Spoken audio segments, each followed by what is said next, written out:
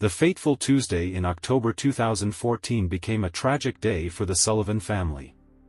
It was then, on October 14, that 32-year-old Elizabeth Sullivan vanished without a trace. The woman lived with her husband Matthew, a 29-year-old Navy veteran, and their two young daughters in a three-story house located in San Diego, California. Elizabeth and Matthew had met in the state of Virginia, where Elizabeth spent her childhood and Matthew was stationed for military service. A spark of love immediately ignited between the young couple, and soon their relationship blossomed into a passionate romance. It seemed that a happy life together awaited them. In 2010, Matthew proposed to Elizabeth, and they got married shortly after. When her husband was transferred to serve in San Diego, the couple moved there and purchased a cozy three-story house. Soon, Elizabeth became pregnant, which was joyous news for both of them. After the birth of their first daughter, Matthew took a leave of absence to help his wife care for the baby. Later, the couple had another daughter. From the outside, the Sullivan family seemed picture-perfect, loving and happy. So the news of Elizabeth's disappearance shocked everyone who knew them. The day before this event, on October 13, neighbors had seen Elizabeth near their house. That day, she sent several messages to her family and friends, and even spoke with them on the phone. But as evening approached, the situation changed. During a conversation with a friend from her hometown in Virginia, Elizabeth suddenly hung up. After that, she stopped responding to calls and messages, and her phone was turned off. This seemed strange, as the woman was usually always reachable. The next day, Matthew called 911 to report his wife missing. He mentioned some odd circumstances surrounding her disappearance. Allegedly, Elizabeth had withdrawn all the money from their joint bank account, left the house in disarray, and vanished. But, as it turned out, it was not him who first reported her missing, but Elizabeth's close friend. The woman had repeatedly tried to reach the missing woman, but she didn't answer. Then the friend tried to contact Matthew, but he wasn't picking up either. Worried, she called Elizabeth's parents, who also expressed concern about the situation.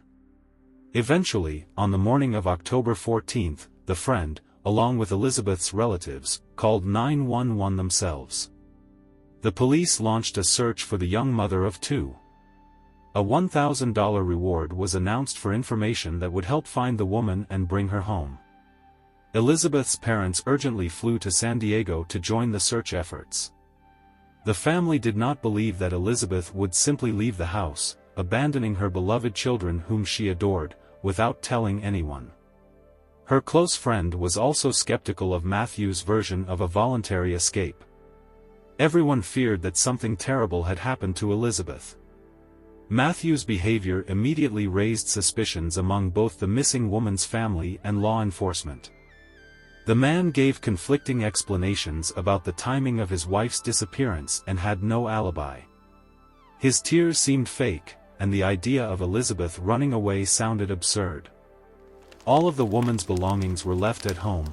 How could she have left without her documents, clothes, or even her car? In addition to the police, volunteer squads, relatives, and friends of Elizabeth joined the search. But Matthew did not participate. He explained his absence from the search efforts by saying he needed to stay with the children, their 4-year-old older daughter and 2-year-old younger one. The missing woman's relatives offered to help him, but the man refused. He didn't even want to distribute flyers with his wife's photo to draw public attention to her search. Matthew's strange behavior made him the prime suspect in Elizabeth's disappearance.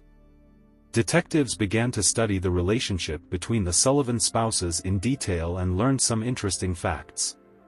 It turned out that the couple often quarreled. In recent months, the relationship had become so strained that the husband and wife were living on different floors of the house and barely communicating. Elizabeth had filed for divorce, which was under consideration. Matthew was against it, but the woman could no longer tolerate his aggression and mistreatment of her and the children. 6 months before her disappearance, in March 2014, she even called the police because of her husband's threats. At that time, Elizabeth told a former law enforcement officer about a long history of domestic violence in their family and expressed fears that things could get even worse, that Matthew might harm her. Elizabeth's relatives provided the investigators with another important piece of information. The woman had indeed been planning an escape from her tyrant husband. That's why she withdrew money from their account and packed suitcases. But she was going to flee not alone, but together with her daughters. She could not leave the children with Matthew. The husband was summoned to the police station for questioning about the family's relationship. Matthew confirmed that the marriage was falling apart and the couple was on the verge of divorce. But he considered it not serious, convinced that his wife just wanted to scare him with the legal process. In his opinion, Elizabeth had taken the money and run off with a lover, leaving him with the children. Supposedly, she was now having fun somewhere, and when the money ran out and problems began, she would return home. So he saw no point in searching, because, in his view, the woman was not in any danger. With Matthew's permission, the police conducted a cursory inspection of the Sullivan home but noticed nothing suspicious. No signs of a struggle, traces of outsiders breaking in, or bloodstains were found in the dwelling. Since there was no evidence against the husband or facts indicating Elizabeth had been kidnapped, the investigation was suspended and the search for the woman was halted. Law enforcement agreed with Matthew's version that his wife could have voluntarily left the family. This was supported by information that it was Elizabeth who had withdrawn all the funds from their joint bank account. Despite repeated appeals from Elizabeth's relatives, who insisted that she would never abandon her children and run away from home, the case went untouched for almost 2 years. The situation changed on October 6, 2016, when the body of a woman was found floating in the water in San Diego Bay, about a kilometer from the Sullivan home. The victim was in poor condition. Law enforcement quickly determined that the deceased had dark skin. They reviewed all the missing persons cases in the area and ordered an examination.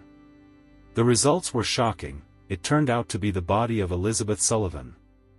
The woman had been brutally beaten and stabbed. The medical examiner established that she had not been in the water the entire time. The body had been dumped in the bay relatively recently. Before that, it had apparently been stored elsewhere. There is reason to believe that for an extended period, Elizabeth was in a frozen state, and then, when the perpetrator decided to get rid of the body, he threw it into the water. He probably did not consider that it could float up and be found. The case of Elizabeth Sullivan's disappearance was reopened from the archives and reclassified as a murder investigation. However, no evidence could be found on the victim's body. The water had thoroughly washed away all possible traces. The main suspect again was Matthew, who categorically denied any involvement in the crime. The man suggested that Elizabeth had been killed by her lover, with whom she had allegedly run away. Perhaps the woman had gotten into trouble over a large sum of money. She could have been robbed or had her life taken to get rid of an unwanted witness. However, the nature of the crime indicated otherwise. Numerous stab wounds were found on Elizabeth's body.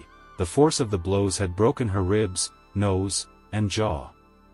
The attack was extremely violent, suggesting personal motives, likely related to jealousy. If it had been a regular robbery, the victim would have simply been shot.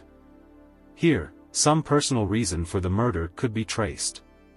As it turned out, shortly before the body was found, Matthew had moved with his children from Elizabeth and his new girlfriend, who had given birth to his child, to the state of Maryland.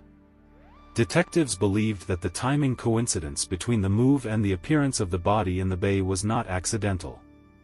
Matthew had probably decided to dispose of the body precisely during the change of residence. It took the investigation another 1.5 years to gather evidence of Matthew's involvement in the murder.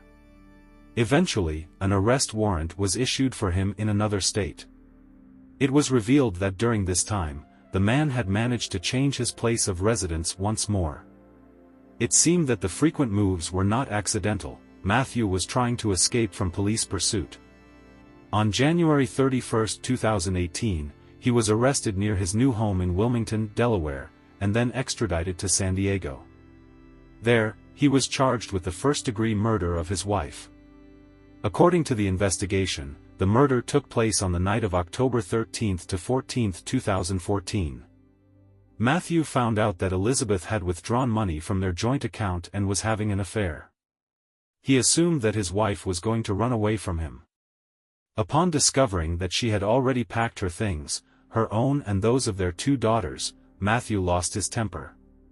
An argument broke out between the spouses, which had tragic consequences. Presumably, while Elizabeth was trying to call her relatives, Matthew beat her to death in the bedroom. The children were in the next room at the time. Matthew did not admit guilt and claimed that he was not involved in his wife's death. However, it turned out that during the initial inspection of the couple's residence, the police had missed something. In the attic of the house, in a hiding place, a bloody knife was found. Matthew's fingerprints and traces of DNA matching the genetic material of the deceased were discovered on it.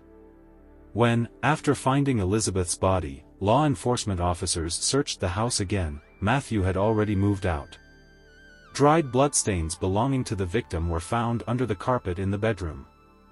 Evidently, this was where the murder had taken place.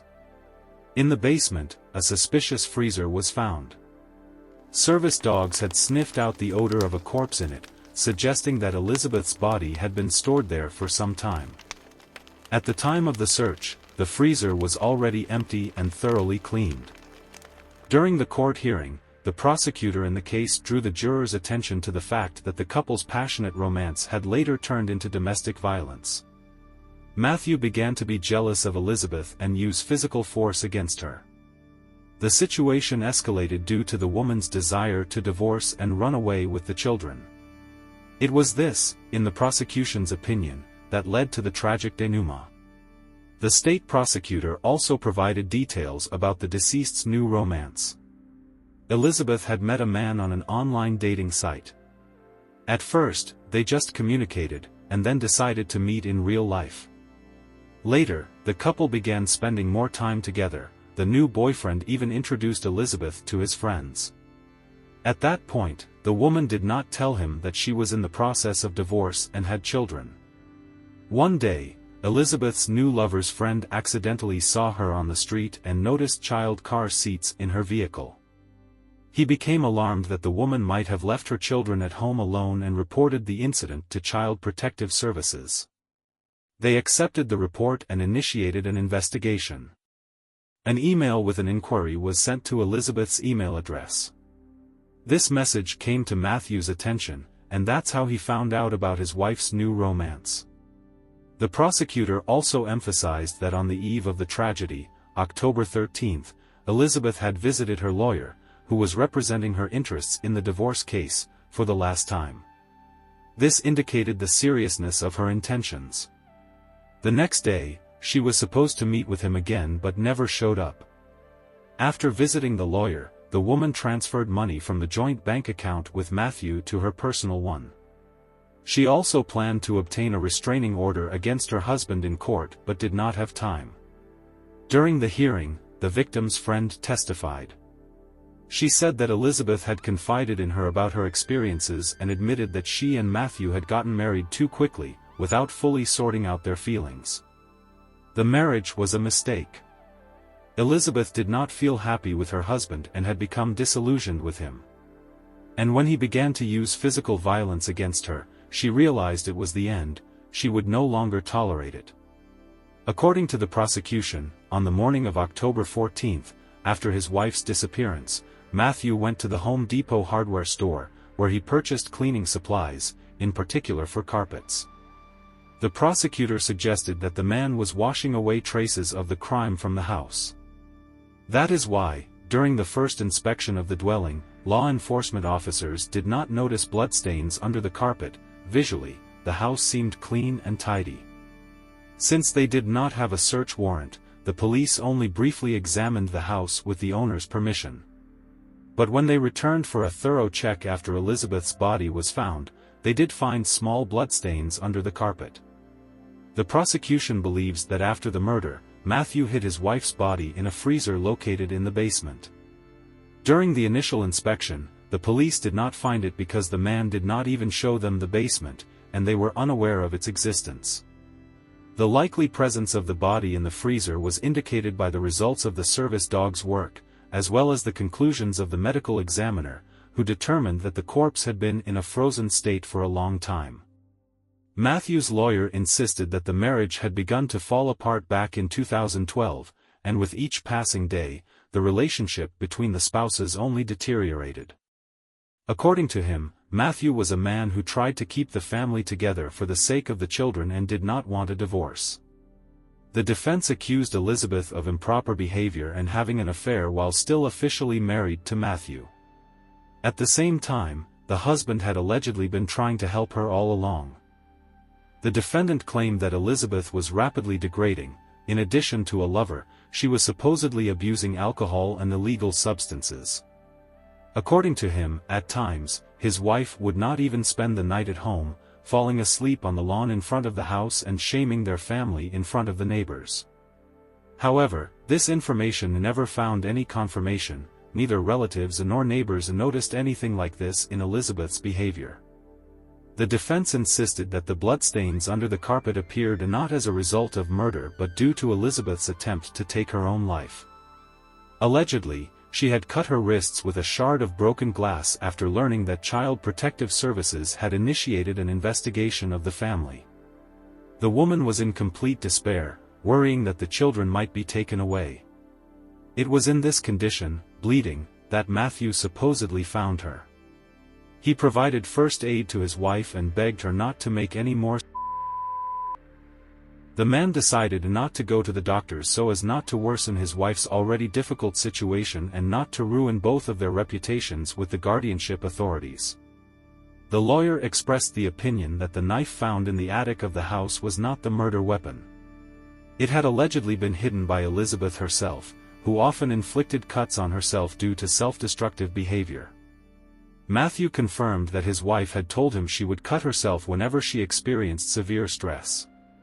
The defense attorney stated in court that shortly before the tragedy, Matthew had asked his mother and sister to temporarily move into their house to help care for the children and supervise his mentally unstable wife. She was categorically against the presence of outsiders in the home, and the couple had a serious fight over this, so Matthew had to postpone the idea of inviting his relatives. The lawyer also reported that his client had no problems with the law or criminal record. Matthew had served in the Navy for 8 years. His acquaintances characterized the man as a decent and conscientious person. However, the prosecution provided the results of an examination according to which the knife found in the attic was the weapon used to kill Elizabeth. The jury found Matthew guilty of second-degree murder. After the verdict was announced, Matthew made a statement. He expressed regret that the defense had not called witnesses to court whose testimony could have drastically changed the jury's decision. The prosecution insisted on life imprisonment, noting that the defendant showed no signs of remorse. Moreover, with his unfounded statements, he tried to tarnish his wife's memory and thereby justify himself, although all the evidence pointed to him as the killer. The court supported the prosecution's position and issued a ruling. The jury's verdict and the evidence provided during the hearing clearly proved that Matthew Sullivan had brutally taken the life of his wife, methodically cleaned up the crime scene, and hid the victim's body in a freezer for years. He narrowly escaped punishment. The perpetrator's last attempt to get rid of the body by dumping it in the bay failed. Otherwise, he probably would have remained unpunished. In March 2021, the judge sentenced Matthew to life imprisonment with the right to apply for early release no sooner than 16 years later. Rachel Deltondo, a young elementary school teacher at Midland School, was a true professional in her field. Her love for children and dedication to her work did not go unnoticed. Despite her age, Rachel continued to live with her parents, Lisa and Joe, in their home in Aliquippa, Pennsylvania. Her heart belonged to Frank Catrappa, whom she had known since childhood. Over time, their friendship grew into a romantic relationship. Frank, who was the son of a former police officer, managed to build a successful business in the freight transportation industry. His achievements were so impressive that one of the local online magazines nicknamed him the Wolf of Aliquippa. Rachel was not only an excellent teacher but was always ready to lend a helping hand to students who were in trouble. Frank spoke warmly about his beloved. "She's not only beautiful but also an incredibly sincere and kind girl with a big heart. I was head over heels in love with her." However, as Rachel's best friend Jen Glavin noted, the couple's relationship was not always smooth sailing. Rachel dreamed of getting married and having children. She was upset that she still wasn't wearing a ring on her finger, despite the long-term relationship Jen shared. According to Glavin, Rachel was in no hurry to move out from her parents' home until officially married, as it is customary in Italian families to stay with parents until the wedding. Deltondo did not want to upset her family. Rachel hinted to Frank about getting married, as they had been together for 5 years. And then, finally, it happened. During a romantic trip to Paris, Frank got down on one knee and gave his beloved a luxurious engagement ring with a 6-carat diamond. Happy Rachel immediately called her mom to share the joyful news. Pleasant wedding hassles and active preparations for the celebration began. Frank suggested signing a prenuptial agreement, and Rachel agreed, as she was completely satisfied with the terms. The girl loved Frank not for his money, so her fiancé's wealth did not interest her. However, later she changed her mind about signing the contract. As Frank recounted, Rachel's mother, Lisa, was against the agreement, and after that, the wedding preparations reached a dead end. Despite the fact that the couple continued to date, quarrels and misunderstandings began to arise in their relationship. The attitude of Rachel's relatives towards Frank noticeably worsened. The more he pulled away, the stronger the girl's jealousy became, Frank noted. Once, in 2016, Catrapa went to the Super Bowl with his friends. There were several girls in their company, which caused Rachel to be wildly jealous. Frank thought she was developing paranoia. A year had passed since the couple postponed their wedding plans, but they continued to see each other. Every year, Catrapa threw a grand party in honor of his birthday at one of the bars in downtown Aliquippa. Rachel and her friends, Jen Glavin and Matt Motes, were present at the celebration. The couple hadn't seen each other for several months, and the worried Jen felt that something was wrong with her friend. Glavin noticed striking changes in Rachel's behavior. She was nervous and not at all like her old self. "Rachel, I feel that something bad is happening to you. I don't know what exactly, but your actions really concern me," Jen confessed. Upon hearing this, Rachel became furious and unexpectedly hit her friend in the face. The shocked Jen could not contain her emotions. A quarrel broke out.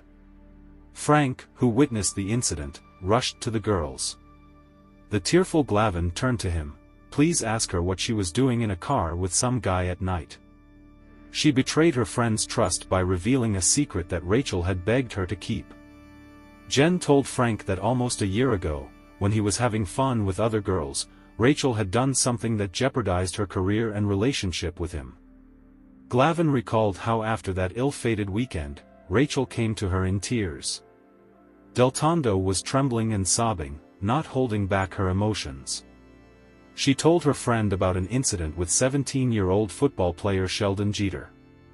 Rachel and Jeter had met many years ago when she worked as a teacher's aide at his school. A friendship developed between them. From Jen Glavin's words, it became known that, according to Jen Glavin, one evening around 11 to 12 o'clock at night, Sheldon sent Rachel a message on Facebook, confessing that he needed to talk to someone. Deltondo agreed to meet with him. During the meeting, Jeter sat in the front passenger seat of Rachel's car. Suddenly, a police car pulled up to them, and the officers decided to check what was going on. Rachel assured the law enforcement officers that everything was fine and they were just talking. She informed them that Sheldon was her friend. When asked by the police about the use of prohibited substances or contact in the car, the girl responded negatively. Deltondo told her friend about this incident, begging her not to disclose it to anyone. She just wanted to get it off her chest and receive support, as the situation was unpleasant for her. Jen admitted that at that moment, with all her heart, she felt that Rachel was hiding something.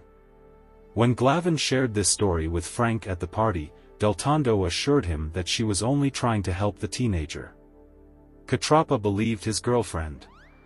Rachel informed Frank that Jen and Matt were spreading rumors that she was using prohibited substances and having relationships with other men.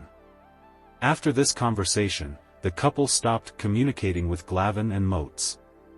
Despite the fact that Catrapa sided with Rachel, a year later he decided to look into what really happened between her and Sheldon Jeter in more detail. Frank turned to the Aliquippa Police Department with a request to provide him with a report on the incident. Assistant Police Chief Joe Percival refused, explaining that an official request was required to obtain a copy of the document. However, Percival's superior, who was a good friend of Catrapa, ordered to prepare the report. On the same day, Frank familiarized himself with its contents and was shocked. The information in the document did not match at all with the version of events that Rachel had told him. According to the report, Deltondo and Jeter were found in the car around 2 o'clock in the morning, not at 2300 hours as the girl claimed. The incident took place in an abandoned parking lot. The fogged-up windows of the car led the police to think that it had been parked there for quite some time. The passenger seat was fully reclined. The document stated that Rachel informed the law enforcement officers that Sheldon was once her student, and now they were friends and just talking. She also admitted that she did not want her fiancé to find out about this case, because he would be furious. While reading the report, Frank could not hold back his tears. Sadness overcame him. He was allowed to take a copy of the document home, and soon someone used it to deal a devastating blow to the reputation of teacher Rachel Deltondo. The incident report was anonymously emailed to the school where Rachel worked, as well as to the local school board, the media, and even the city mayor. Lisa Deltondo, Rachel's mother, had no doubt that Frank Catrapa was behind this. "He tried to ruin my daughter's life and our family's life out of jealousy," the woman stated. Although Frank denied his involvement in the disclosure of information, he admitted that he showed a copy of the report to some people. It became known that Catrapa received not only the document itself, but a whole folder with confidential personal data, such as social security numbers and driver's licenses, information that should never fall into the hands of the public. This confidential data was also distributed via email. Law enforcement officials suggested that although Frank may not have personally engaged in the mailing, he could have passed the report to someone who then carried out the anonymous mailing. Shortly after the report was made public, Rachel Deltondo was suspended from work. The girl lost her appetite and sleep, and she had to seek medical help. Rachel was admitted to the psychiatric ward, where she spent 3 days. Rachel's parents categorically denied any connection between their daughter and Sheldon Jeter. "She just wanted to help this poor boy," Lisa Deltondo claimed. On the other hand, Sheldon's lawyer, Michael Santicola, insisted that Rachel was never Jeter's teacher, and their relationship went far beyond mere friendship. It all started not in the car. Rachel and Sheldon had a long-term relationship. "He was a star, an athlete, and most girls adore athletes," Santicola stated. Jeter's uncle, Michael Moreland, said that he knew about his nephew's romance with someone, but did not even suspect that it was a teacher. However, at some point, he began to suspect that Sheldon's girlfriend was much older than him, since she gave the boy expensive gifts. For Christmas, he got an expensive watch. "I asked where he got it from.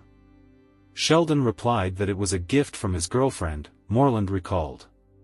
Lawyer Santicola was convinced that Sheldon and Rachel carefully hid their relationship and did not tell anyone about it.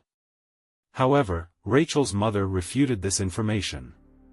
The woman was confident that there was nothing romantic between her daughter and Jeter. According to Lisa, Rachel was only trying to help Sheldon with his studies, and he took her kindness and friendliness for love. Lisa Deltondo noted that her daughter always shared her innermost secrets with her. But she never mentioned Sheldon Jeter. Although this does not mean that there was nothing between them, the woman added. Lisa also shared an incident involving Jeter. Once at night, a drunk Sheldon came to their house and started knocking on the windows. Lisa pointed an air pistol at him, and soon the boy left. However, Jeter himself claimed that nothing of the sort ever happened. By December 2017, Rachel Deltondo was left without a job. She severed all ties with her former fiancé Frank Catrapa and distanced herself from Sheldon Jeter. Rachel became reclusive. Lisa Deltondo, enraged by what they had done to her daughter, decided to take control of the situation and turn to the media. She introduced Rachel to John Paul, the head of an online news service. Although they never met in person, Paul claims that he spoke with Rachel several times over the phone. The girl claimed that she had information about corrupt city officials. She described Aliquippa as a city rotten to the core, where officials were paid to turn a blind eye to illegal actions.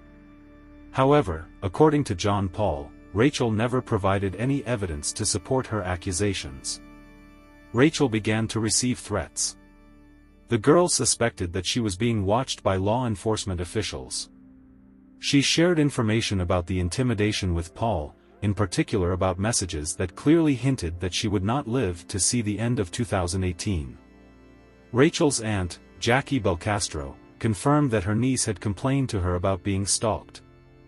Belcastro put forward a theory that Frank Catrapa was somehow involved in this, but the man denied everything.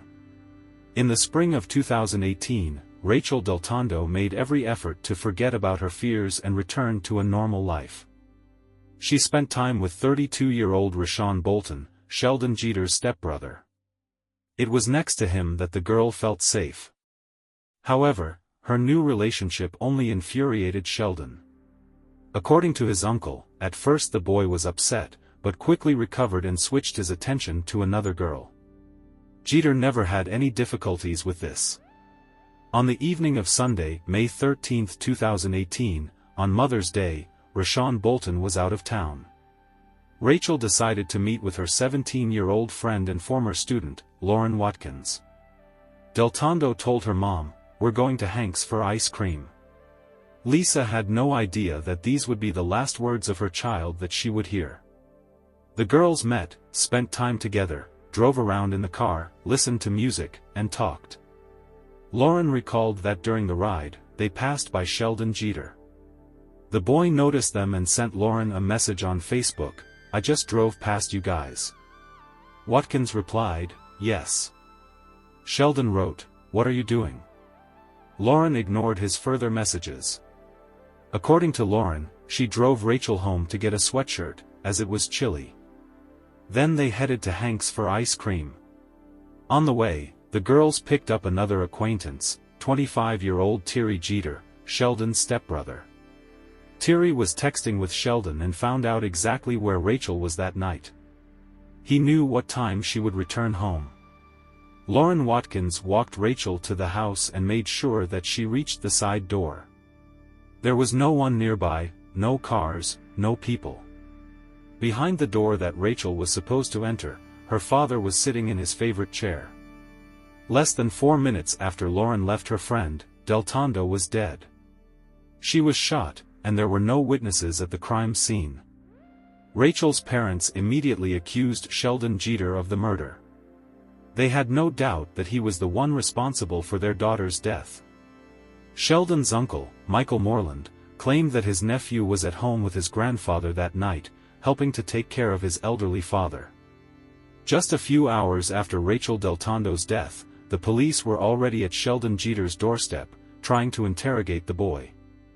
Law enforcement officers demanded that Sheldon provide them with the clothes he was wearing that night, but instead he gave them different clothes. On the floor near the bed where Jeter was sleeping, there was a pile of things. "Are these the clothes you were wearing?" the police asked. "Yes, all my clothes are here," Sheldon replied. Jeter's lawyer, Michael Santicola, insists that his client is not responsible for the police taking the wrong clothes.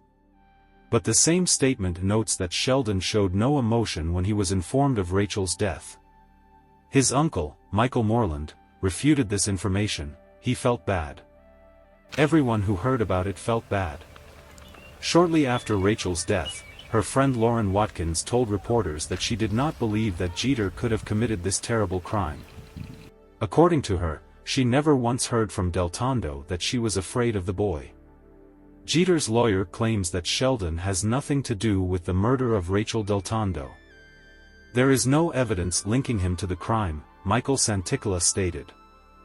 And indeed, the police failed to find any evidence of Sheldon's involvement in the murder. On the night Rachel Deltondo was shot outside her parents' home in Aliquippa, Pennsylvania, there were already 8 unsolved crimes there. Almost 2 years had passed.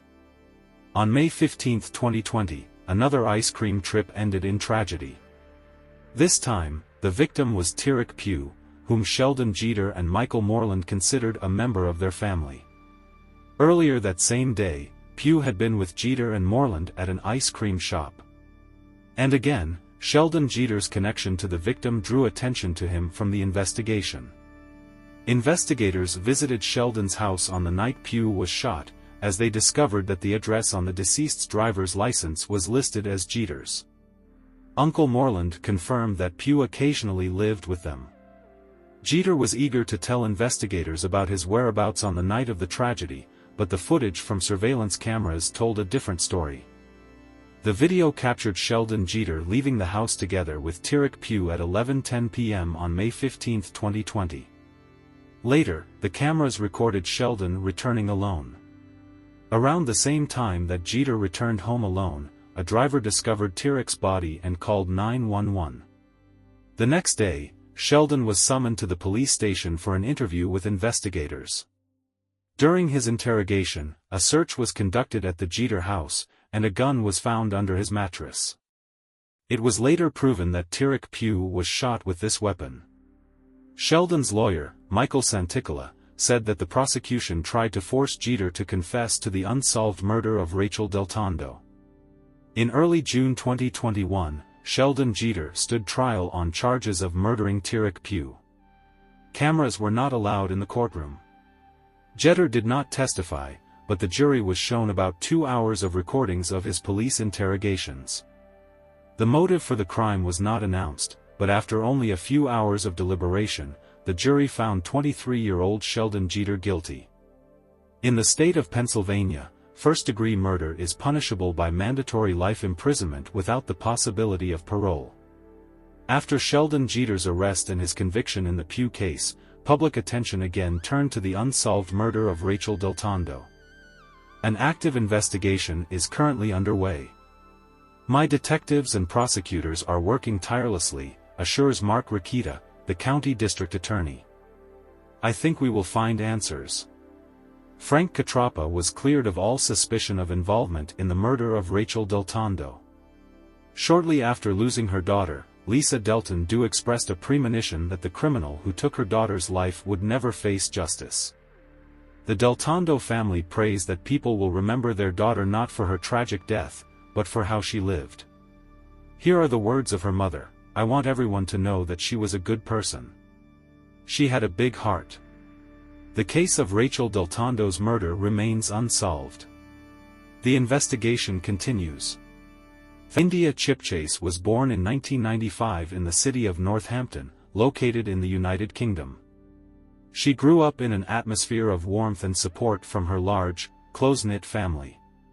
As the eldest of 2 younger sisters and 1 brother, India always helped her mother take care of the little ones. Unfortunately, her parents divorced and her father moved to distant Australia.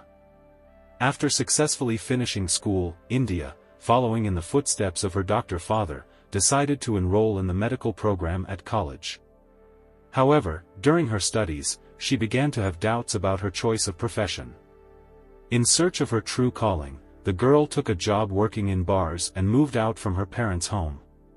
Despite this, her parents continued to support India, wanting her to be happy and engaged in something she loved.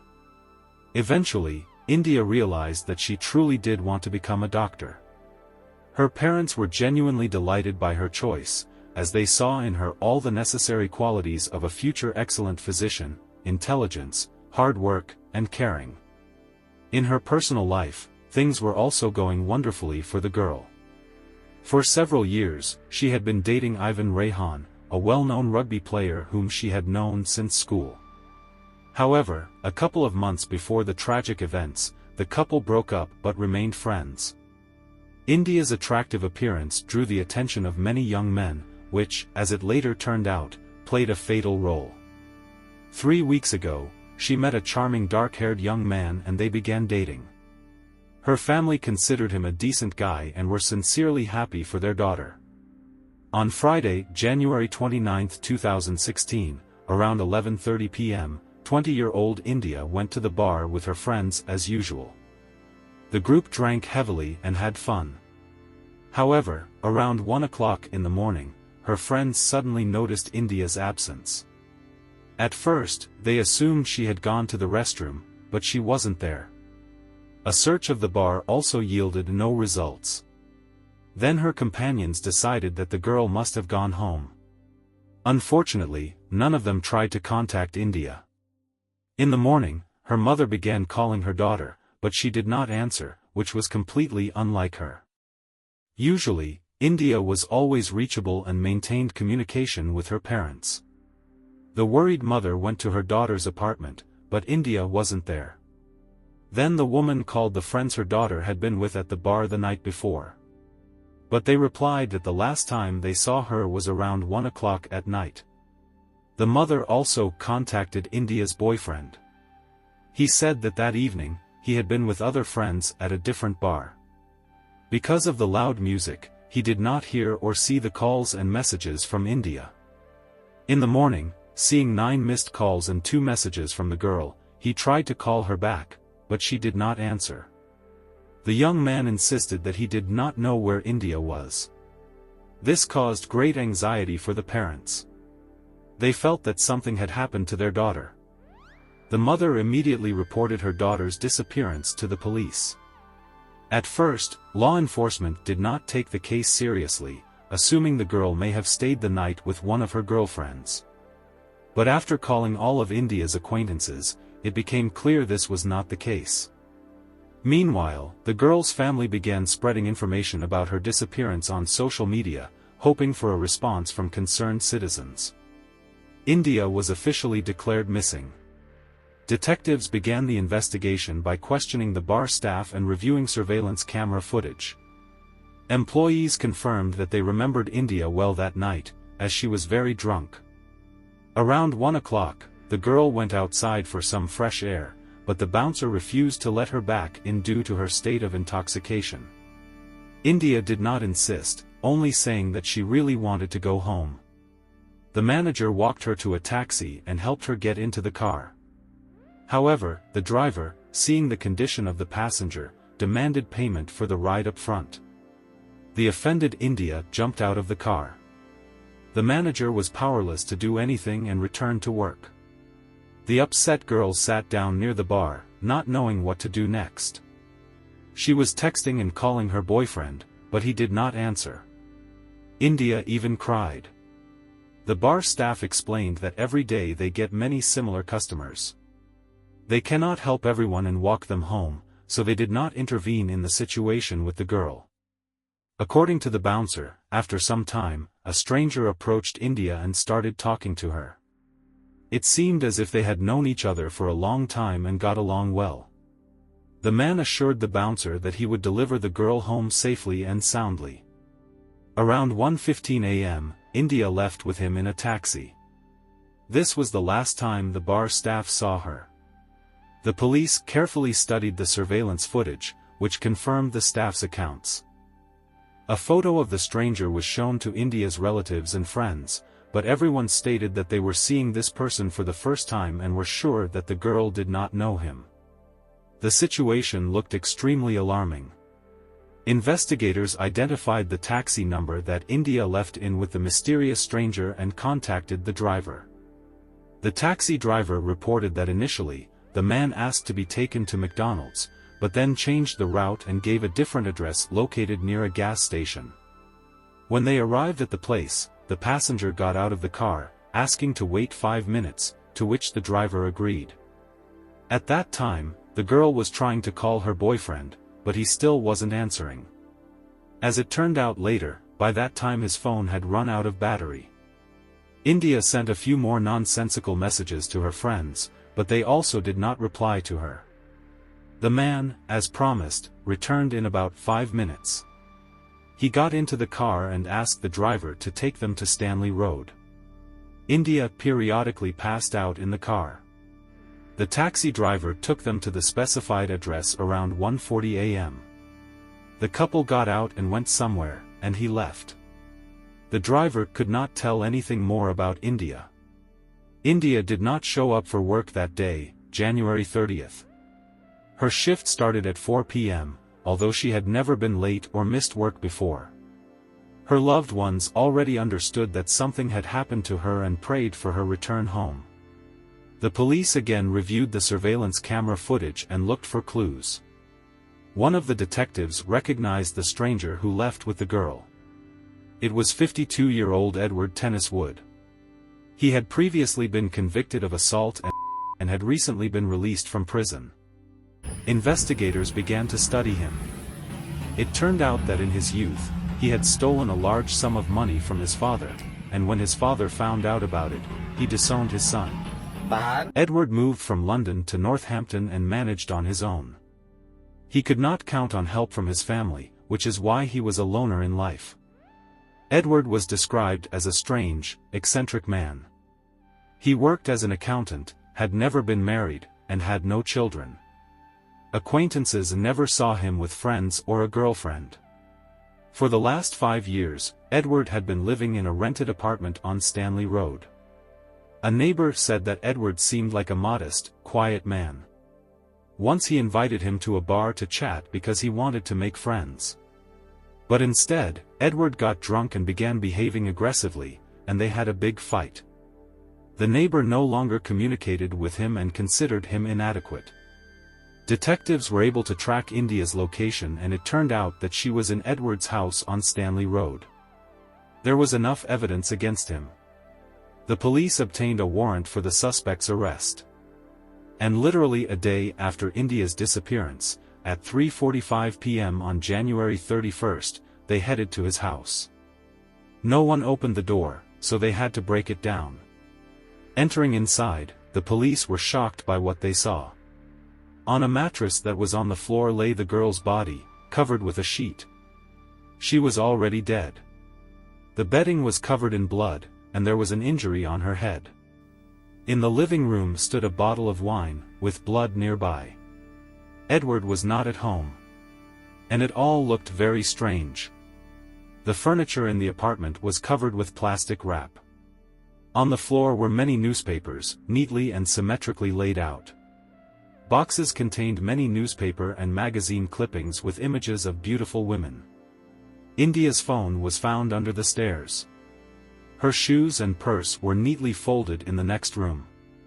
Edward's neighbor said that she saw him at night with a young girl when they were approaching the house. The girl was very drunk and could barely walk, and Edward was helping her. She was surprised by what she saw. He had never brought girls home before. Investigators began to determine Edward's whereabouts. They tracked him using his bank card data. The suspect had checked into a hotel at 4 p.m. on January 30th. He paid for his stay with the card and stayed there overnight. Police arrived at the hotel around 7 p.m. on January 31st. Edward was sitting in the lobby, watching TV and drinking. He was arrested. Edward was surprised that the police had acted so quickly. He was charged with the murder of India. Edward had scratches on his hands and neck. These looked like defensive injuries inflicted on him by the victim. During interrogation at the police station, Edward told an incredible story about what happened that night. He was walking down the street and saw a girl crying near the bar. The man approached her. He could not pass by an upset girl. According to him, a connection arose between them. She smiled at him, trusted him. Edward promised to take her home. They got into a car and headed to the girl's place. Along the way, their feelings flared up even more and Edward invited her to his place. And India agreed. The taxi driver took them to the house and left. At home, the girl immediately went to the bathroom to freshen up. Meanwhile, he poured 2 glasses of wine. India came out in a good mood. They drank wine and laughed. At one point, she fell because she could barely stand on her feet and hit her head. The wound bled, but it was nothing serious. Then they laughed about it. The communication between them was going great, and then they had mutual consent.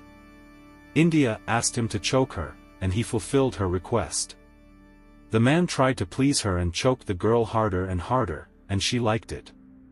At one point, Edward got carried away and held his hands on her neck for too long, in his perception for about 10 seconds. The girl's body went into convulsions and India lost consciousness. Edward was drunk and did not realize that she had died. He fell asleep and slept with her body all night, not suspecting that she was dead. When Edward woke up the next morning and found that India was not breathing, he assumed she had had a stroke or a diabetes attack. The man tried to wake the girl, but to no avail. Instead of checking her pulse, he poured himself a glass of wine. By his own admission, Edward realized that something was wrong, but did not want to be upset by it. After finishing the wine, he decided to change India's clothes so that she would look decent. After that, the man went for a walk, intending to clear his head and get something to eat. Edward was sure that during his absence, the girl would come to her senses and everything would be fine. However, despite his indignation and the wine he drank, his anxiety only grew. To calm down, the man decided to rent a hotel room. There he drank and tried to think positively. In his own words, Edward considered himself one of the world's greatest optimists. As it turned out, while at the hotel, he closely followed the investigation's progress on television. Edward hoped that the police would come to his home and not find India there. And then it would turn out that after he left, she woke up and went home alive and unharmed. Then he would just laugh about this story. However, no one believed his version. The police were convinced that Edward had deliberately lured the drunk and vulnerable girl to his apartment with a single purpose. Edward explained why his furniture was wrapped in plastic wrap. He suffered from obsessive-compulsive disorder and had a morbid fear of dirt and dust. The man even refused to have carpets in his home, considering them dust collectors. To avoid contamination, he constantly wore latex gloves. Regarding the photographs of attractive women cut out from newspapers, Edward claimed that he had previously dated these girls. Most of the pictures were of the famous model Heather Stewart, with whom the man was literally obsessed. According to him, they had dated in the late 80s, early 90s, until the girl moved to New York. However, investigators doubted the truthfulness of these statements, and not without reason. Heather herself denied any relationship with Edward and did not even know him. The woman expressed her sadness at being involuntarily involved in the murder and her condolences to the family of the deceased. Police suggested that perhaps, upon meeting India at the bar, Edward decided to take advantage of her resemblance to Heather and her vulnerable state, seeing the girl as easy prey. The autopsy showed that India's death occurred around 3 o'clock in the morning. The cause was not only strangulation, but also a head injury from a blunt object. According to the pathologist, the girl could not have accidentally received such an injury from a fall, after which she allegedly sat and laughed. It was a fatal injury. In addition, more than 50 bruises, cuts and scratches were found on India's body, as if she had been brutally beaten. Experts doubted that all these injuries could also be the result of an accident. A toxicological examination revealed the presence of alcohol in the girl's blood at a concentration 3 times the norm. Edward's DNA was found under India's nails. All these facts contradicted the suspect's version of consensual sex. The trial of Edward began in July 2016. India's parents refused to be present in the courtroom, as they could not bear the gruesome details of their daughter's murder. The lawyers tried to portray the defendant exclusively in a positive light, as a modest, quiet and calm man who was praised at work. Edward and his defenders insisted on the accidental nature of the girl's death during intimate contact by mutual consent. However, the prosecutors refuted this version. The nature of the victim's injuries indicated violence. The prosecution put forward the assumption that, once in Edward's house, India refused to have relations with him, which infuriated him. The enraged man squeezed her neck until the girl lost consciousness, after which he began to. At some point, India regained consciousness and, finding the attacker on top of her, began to fight back. In response, Edward probably hit her on the head with a bottle, which led to her death. In court, 2 witnesses testified on behalf of the prosecution, shedding light on Edward's dark past. One of them, a neighbor, once drank with the defendant in a bar. Then Edward told him that in the army he had learned to kill with his bare hands and had developed post-traumatic stress disorder. The neighbor also shared his own experience of communicating with Edward. Once, when drunk, he became inadequate, flew into a rage, attacked the neighbor and broke his arm. After that, Edward began to strangle the victim, and he already thought that he would kill him. Frightened by this incident, the man ceased all contact with his dangerous neighbor. Another witness told how, as a teenager, she became a victim of an attack by Edward. He grabbed her, began to strangle her, and then tried to. Fortunately, the girl managed to break free and escape. At that time, she did not dare to report it to the police, but this attack traumatized her forever and destroyed her trust in men. When she saw the face of the accused in India's case on television, she recognized him and came to the police station to give her testimony. This testimony played an important role in the trial, allowing the jury to see the true face of the modest accountant who turned into a monster. The defendant himself denied the witnesses' statements. The prosecutor drew attention to the fact that Edward deliberately told the taxi driver the address at the end of the street so that he would not see which house they were heading to. This was part of his criminal plan, which means that at that moment the murder was already premeditated. In the end, the jury found Edward guilty and sentenced him to life imprisonment with the right to parole after 30 years, that is, at the age of 82. The judge, announcing the verdict, called this crime horrible, committed by the defendant in order to satisfy his perverted sexual fantasies with an attractive young girl. The judge had no doubt that Edward, being very persuasive, managed to convince the drunk and stunned India to go with him, promising her safety. Once in the house, he took advantage of her helpless state and inability to resist due to severe intoxication. Once behind bars, Edward began complaining to his lawyer about cruel treatment and beatings by other inmates. He claimed to be vulnerable and in danger. Despite numerous appeals, they were all rejected. Late in the evening of September 26, 1992, 19-year-old Jennifer Asbenson was waiting for a bus to get to her workplace. She worked as a night caregiver from 10 p.m. to 6 a.m. at a specialized center for children with special needs. Unfortunately, that evening Jennifer missed the last bus and found herself in a difficult situation. The girl had already been late several times, and her boss warned her that next time she would be fired. This job was extremely important to Jennifer, so she could not afford to lose it. Suddenly, a car stopped nearby, driven by a friendly young man wearing glasses. He politely offered Jennifer a ride. The clock showed 9:50 p.m. The stranger made a benevolent impression and inspired trust, so the girl, finding herself in a desperate situation, accepted his offer. She got into the car and they set off, casually chatting about everything in the world.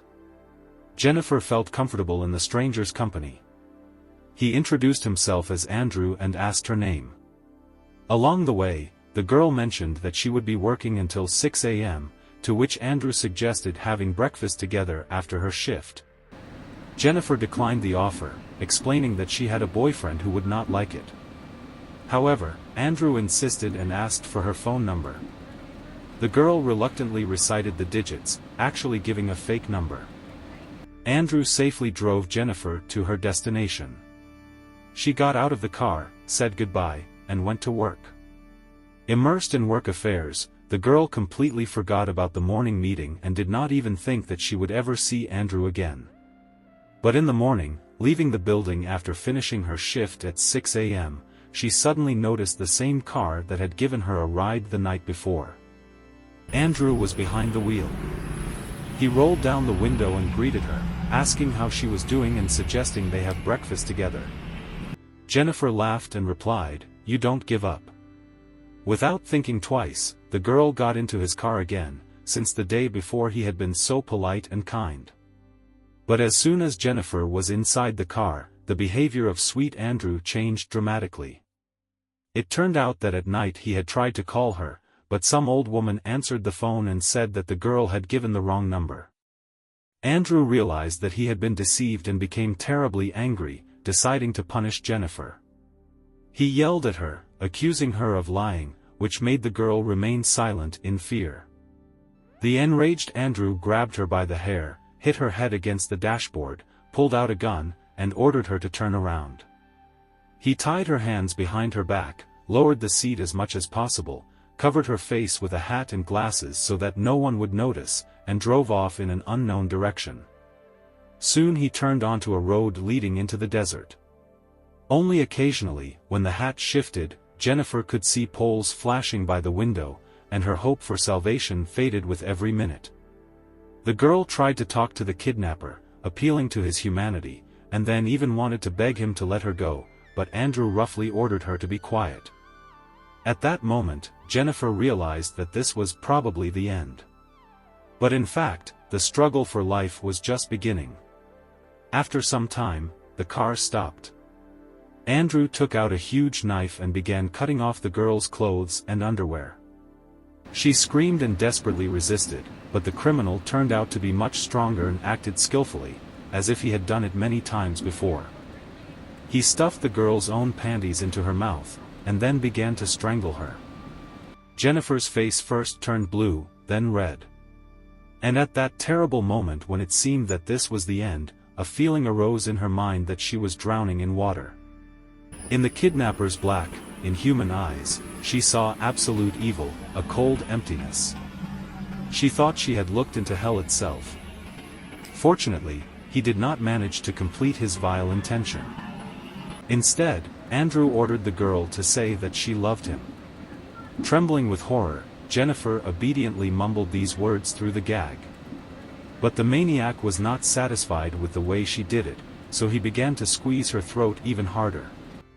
The unfortunate girl could neither inhale nor exhale.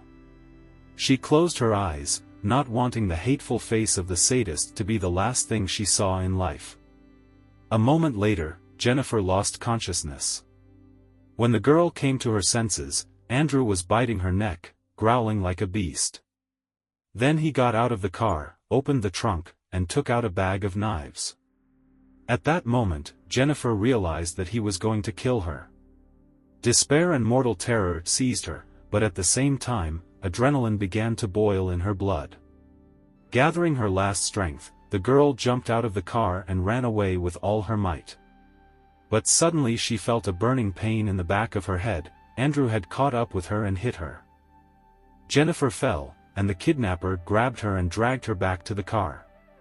He threw the victim into the trunk and threatened to kill her. Then he got behind the wheel and drove off in an unknown direction. At that moment, Jennifer lost all hope of salvation. Complete hopelessness paralyzed her body and mind. The girl bitterly thought about how short life is, and that today it would end for her.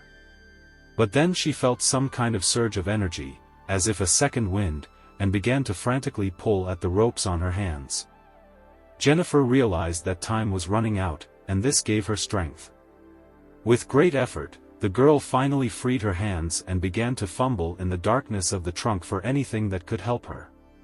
Finally, she felt some kind of lever and pulled it. The trunk lid opened, but Andrew noticed it and stopped the car. He approached, roughly closed the trunk, and drove on, not noticing that the victim's hands were no longer tied.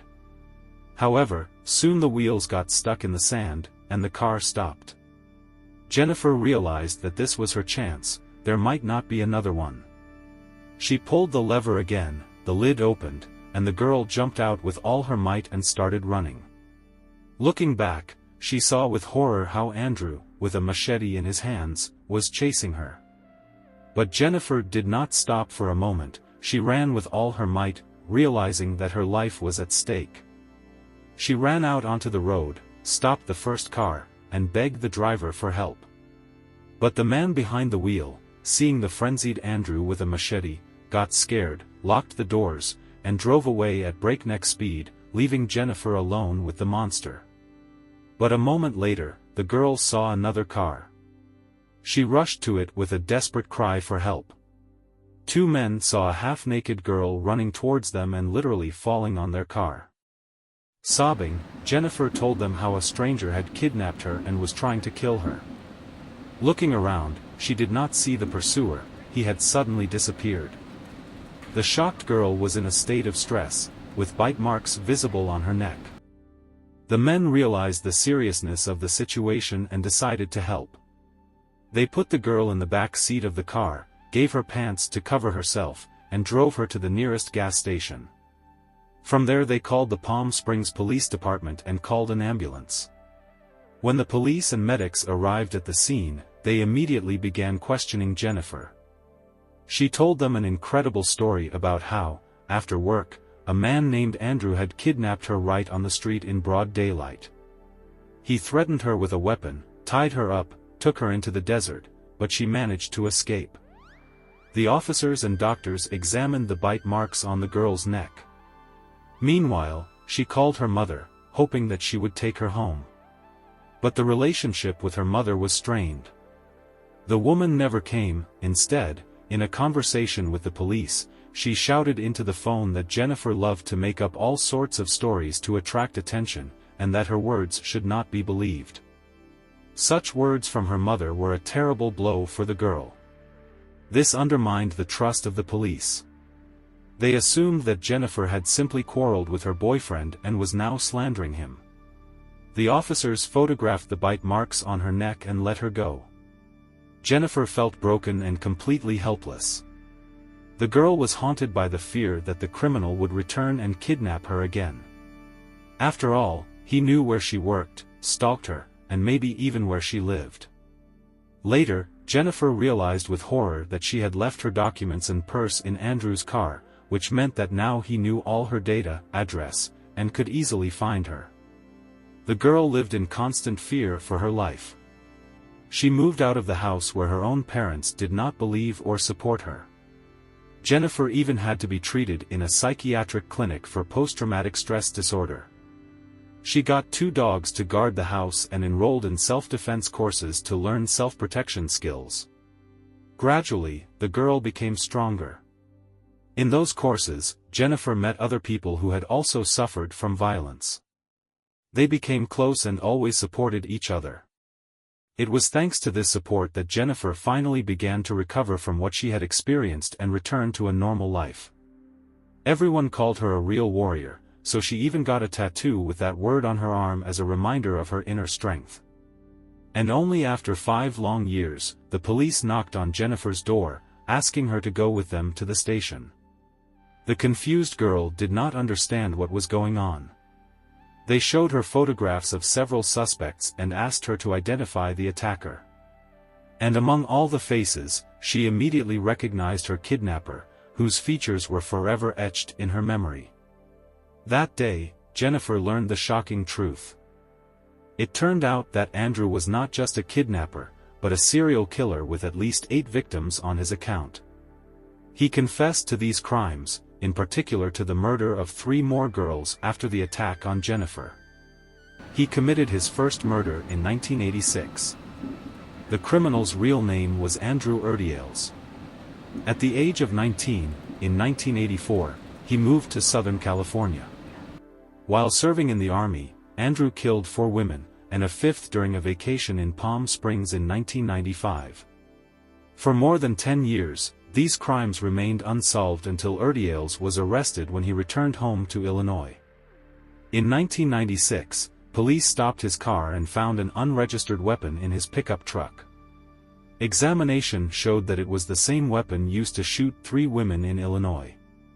During interrogations, Andrew confessed to the crimes committed and said that one of the victims had managed to escape from him. Then he thought that he would still be caught, but this did not happen. Feeling impunity, Erdiales continued to kill. Jennifer became the only victim of the maniac who was lucky enough to survive. This news was a real shock for her, but at the same time, the girl was glad that the monster was finally behind bars. The police asked her to testify in court against Erdiales. A lot depended on her testimony. Jennifer was terribly afraid to see her abuser again, to meet him face to face. This was her biggest fear.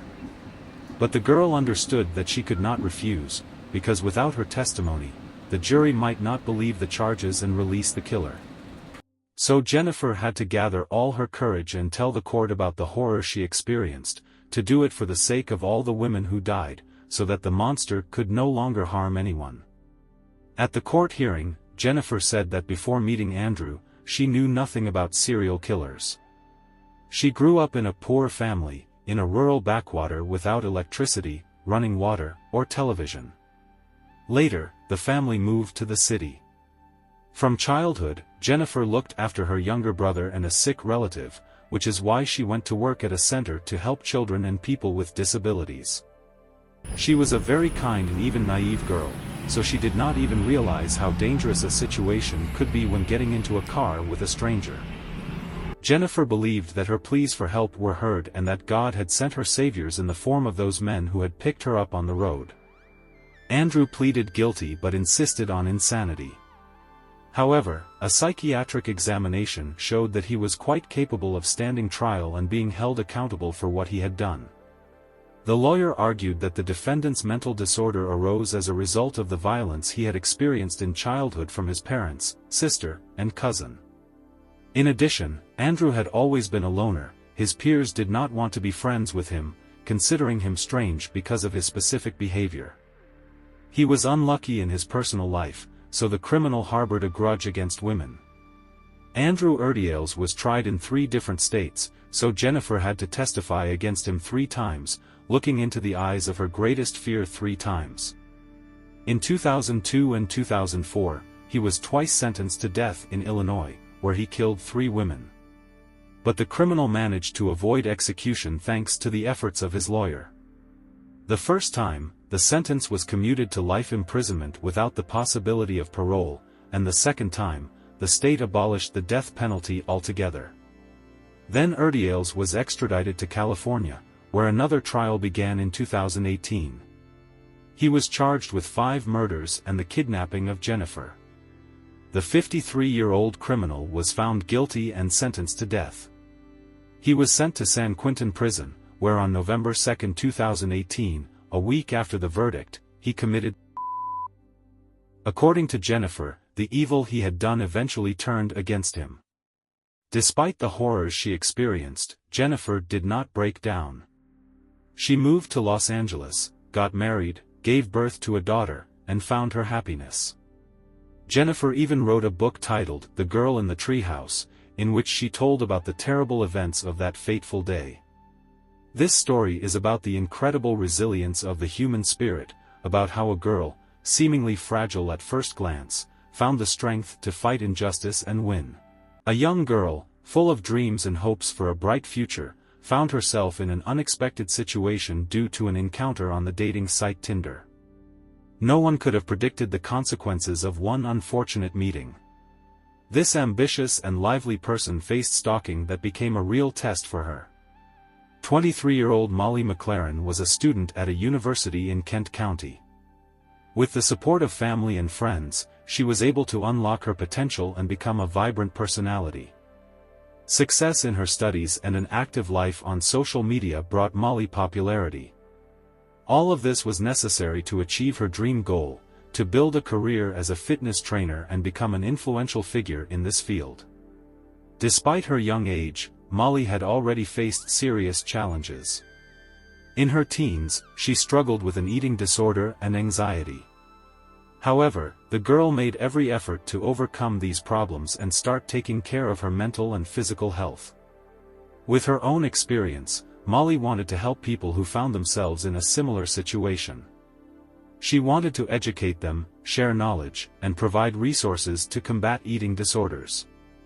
Those close to Molly described her as the embodiment of positivity, light, and kindness. Her energy and sincerity charged those around her.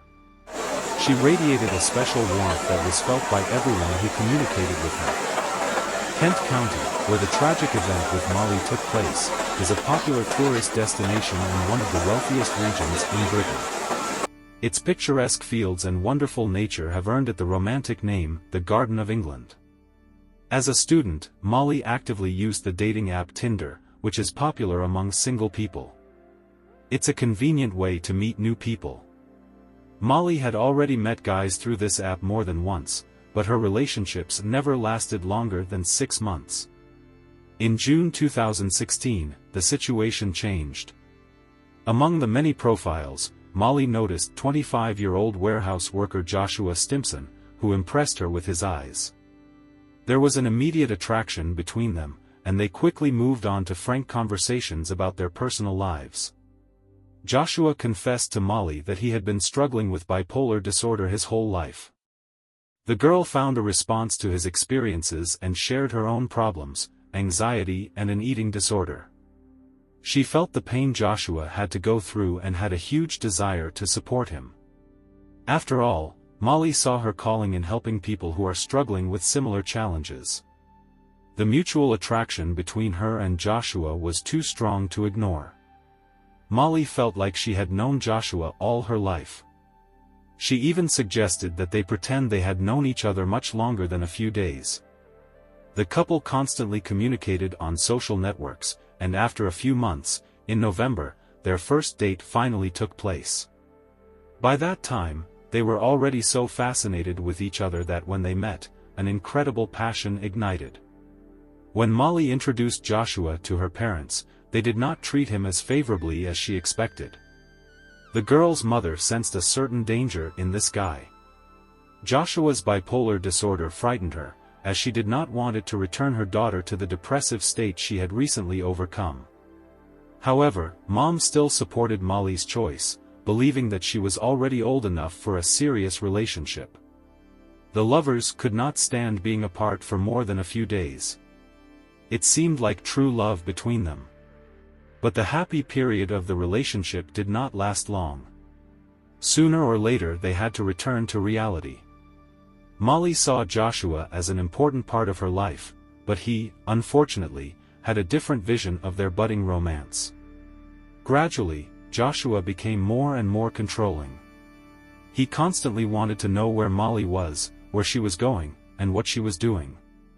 Obsessed with the desire to spend every minute together with his beloved, the guy even quit his job so that it would not interfere with their communication. Joshua would come to Molly even when she was busy studying and didn't want to see him. This disappointed the girl and made her rethink the relationship.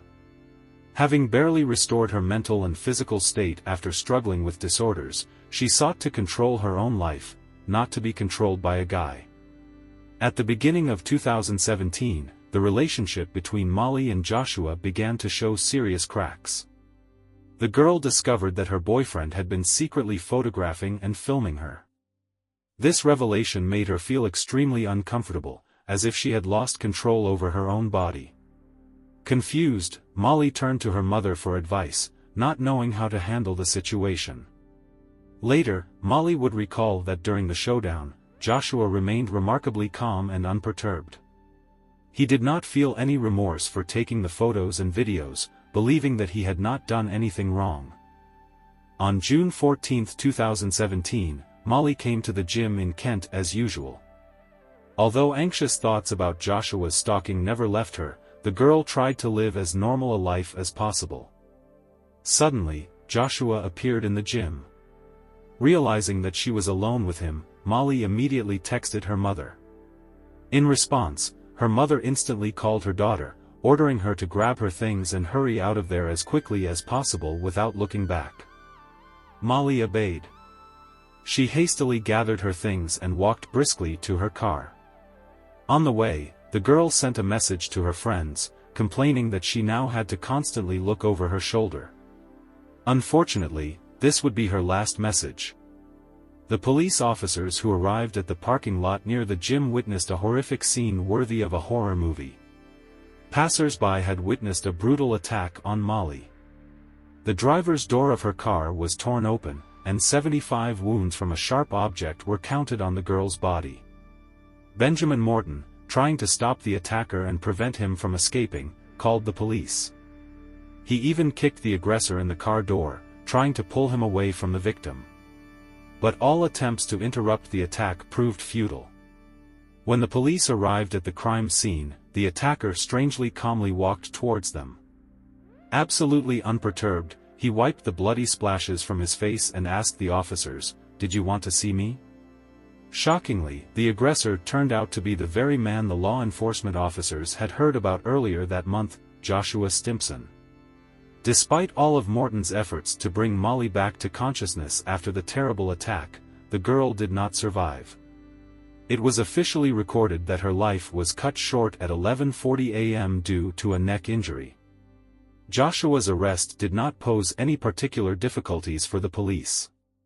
The man admitted to the crime but insisted that he had acted unintentionally. According to him, the girl's rejection had shocked him so much that he decided to deal with the pain in the only way he knew, to punish Molly by taking her life. Joshua's trial began in early 2018. The accused and his defense firmly upheld the thesis of the unintentional nature of the crime. The lawyers argued that due to mental problems, their client was unable to cope with the emotional pain and resorted to such radical actions. According to them, Joshua was negatively affected by his parents' divorce and his mother's subsequent abandonment of him. Throughout his life, he had been treated in psychiatric clinics more than once, trying to overcome hypersensitivity to rejection and personality disorder. With these arguments, the defense tried to prove that Joshua did not have sufficient cognitive abilities to plan a crime, and his actions went beyond normal thinking. However, the prosecution was able to provide strong counterarguments. Prosecutors presented surveillance camera footage proving that Joshua had purchased the knife used to kill Molly just a few days before the tragedy. Moreover, if the man was so shocked by the pain of rejection, why did it take him several weeks to commit this horrific crime? It seemed that nothing about this attack was the result of impulsive actions or loss of self-control. However, the defense's statement about Joshua's mental state still remained an important aspect that needed to be taken into account. In light of this, the prosecution called a psychiatrist who had evaluated Joshua. According to the expert, there were no signs of personality disorder or any mental abnormalities in the defendant. Instead, the expert suggested that Joshua had traits of narcissism and felt absolutely no remorse for the crime he had committed. At the time of the closing arguments, it was still unclear who had the upper hand. Molly's mother and family members were probably filled with anxiety. After only 3 hours of deliberation, the jury finally announced their verdict, causing the family and friends of the deceased girl to sigh with relief. The jury found Joshua Stimpson guilty of the intentional brutal attack on Molly McLaren. Judge Adele Williams sentenced him to at least 26 years behind bars, emphasizing that the defendant was an extremely dangerous person, and as long as he was at large, women would not be safe. She expressed hope that Joshua would never be released after what he had done to Molly, her family, and her future. The family of the deceased girl released an official statement thanking the witnesses for their courage and attempts to save Molly's life. Regarding the trial, the family noted that the verdict brought them only slight relief. From now on, they would always feel the bitterness of loss, and although Molly's light had gone out, the memory of her would continue to warm their hearts. After the trial, Molly's family founded a charitable organization, naming it after the girl. This foundation is designed to bring to life Molly's dreams, which were cut short so early. Every year, the organization holds a large-scale event filled with games, treats, and fun. The funds raised are directed to support charitable initiatives that help people with eating disorders. Since the foundation's inception, more than £30,000 have been raised. All this money goes to realizing the goals that Molly held dear: positivity, self-confidence, and change for the better. Thus, the most terrible tragedy is transformed into rays of light for the whole world. Thank you for watching this story. Write your thoughts about it in the comments. Don't miss the future videos, subscribe and like the channel. Take care of yourself and people you love.